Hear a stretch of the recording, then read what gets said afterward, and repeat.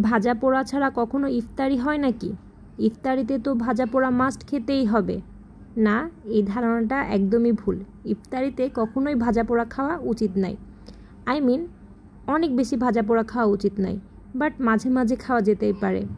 আসসালামু আলাইকুম, আমি রানী। আমার পেজ রানিস লিটল ওয়ার্ল্ড থেকে আবারও একটি নতুন ভিডিওতে আপনাদেরকে ওয়েলকাম করছি। আজকে আমি দেখাচ্ছি কিভাবে আমি ভাজা পোড়া ছাড়া ইফতারি করি। আমি যে ভাজা পোড়া একদমই খাই না এটা না, আমি খাই, তবে ট্রাই করি তার মাঝে মাঝে হেলদি ফুড খাওয়ার, এবং আমি হেলদি ফুড খেতে পছন্দ করি।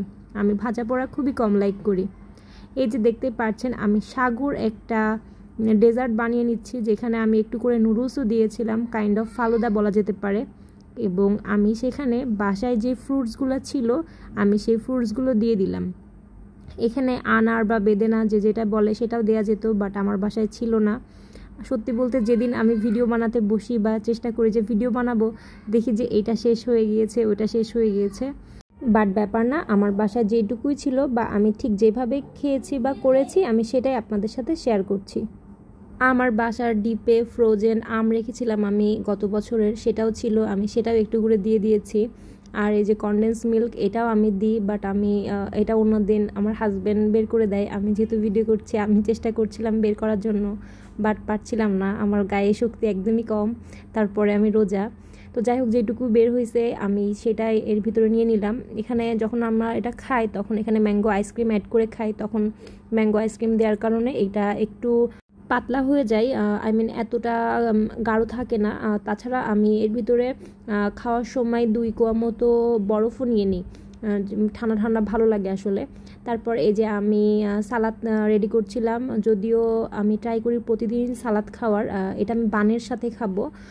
আমি কিছু বাদামও দিয়েছিলাম, আমার প্ল্যান ছিল এর ভিতরে 2টা ডিমও দিব, বাট ডিম সিদ্ধ করা হয়নি।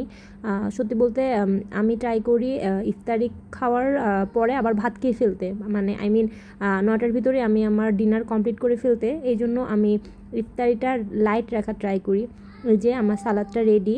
আমি কিন্তু ওই দিন বানও বানিয়েছিলাম, চিকেন বান, যেটা আমি ম্যাক্সিমাম দিনই করে থাকি। এটা খুবই হেলদি এবং আমার বাসার সবাই খুব লাইক করে। বান বানানোর প্রসেসিংটা আমি এখানে অ্যাড করি নাই, সত্যি বলতে আমি রেকর্ড করতেই ভুলে গিয়েছিলাম। যদিও আমি আরও আগে একদিন দেখিয়েছিলাম। আমি ট্রাই করব নেক্সট দিন খুবই ডিটেলসে ভিডিও করার জন্য। এই যে এটা হলো ইফতারের ফাইনাল লুক। চিকেন বান, এখানে আনারস ছিল, এখানে ডেজার্ট ছিল, শরবত। যেহেতু আমি ভিডিও করব সেহেতু আমি আগে থেকে এগুলো ভিডিও করছিলাম। এখানে খেজুর বা ফালুদার সাথে আইসক্রিম এগুলো কোনো কিছু অ্যাড করা নাই, এগুলো খাওয়ার সময় অ্যাড করে নিব।